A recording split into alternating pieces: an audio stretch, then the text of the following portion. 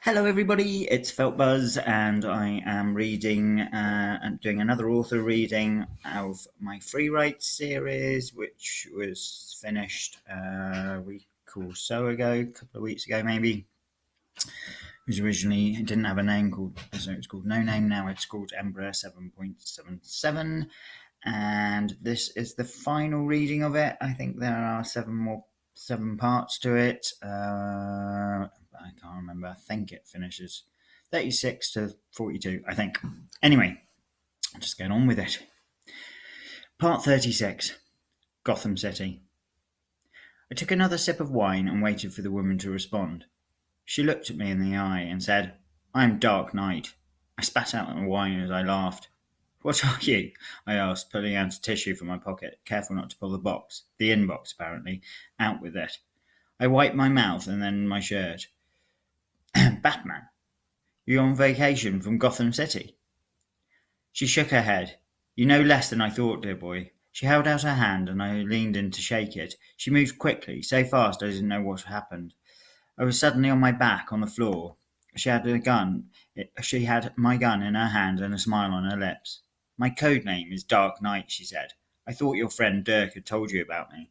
She poked the gun in my face as she reached into my pocket and pulled the small box Dirk had given me out.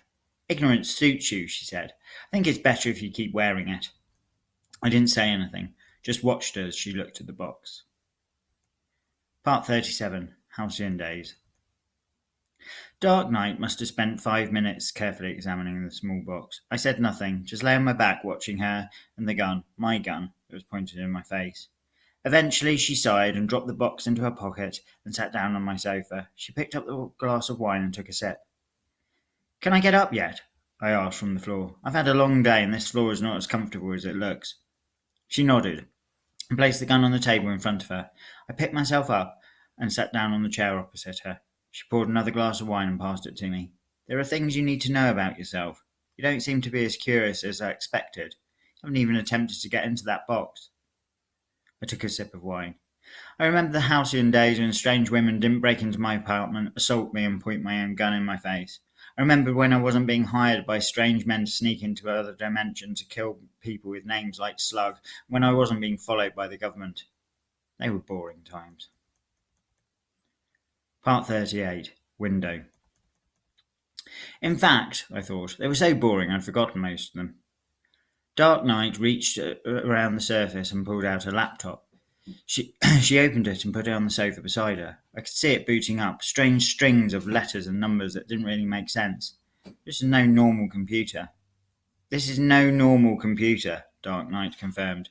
She pulled out the box from her pocket and began to poke it. To my surprise, it began to open. A window of light appeared at the centre of it, and it began to unfold. Suddenly she held in her hand not a box, but a thin stick, unlike any memory stick I'd ever seen. But I guessed that's what it was.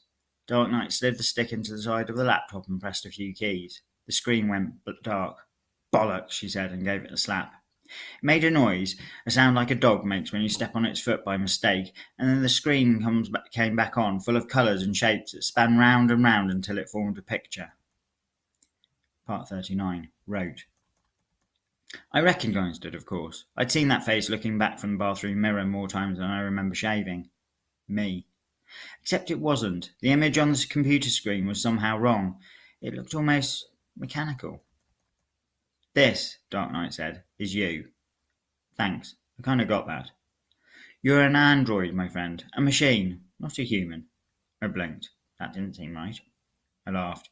"Been accused of not being human before. Have you been talking to Vanessa, or any of my other ex-girlfriends?" Dark Knight's smile was fixed. "You've been programmed not to remember," she said. "You've learned how to be human. You've learned a lot of things by rote, but you're not human. You're not from this world." I'm starting to become bored with this conversation. Where's this going, Ms. Knight?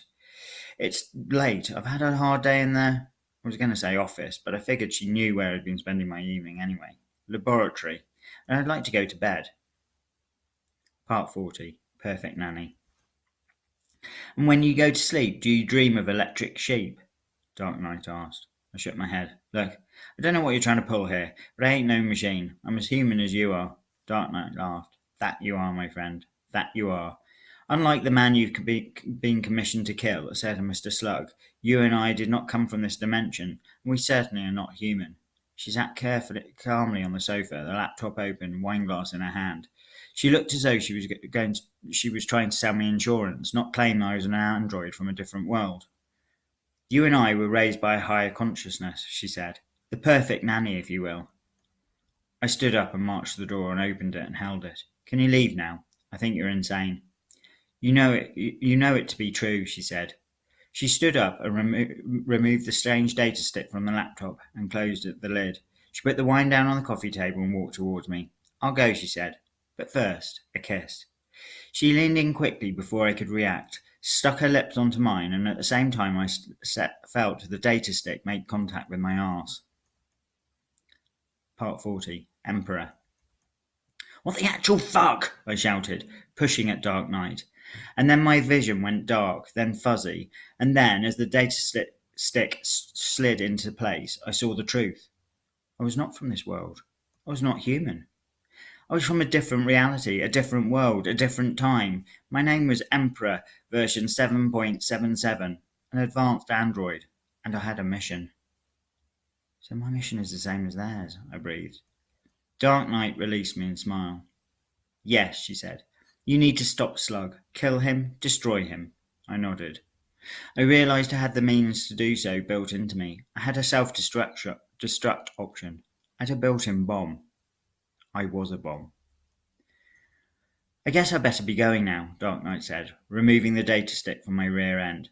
I felt a strange sensation, a feeling of disappointment and rejection, and then I felt as though I'd always done, alone and pathetic. Human.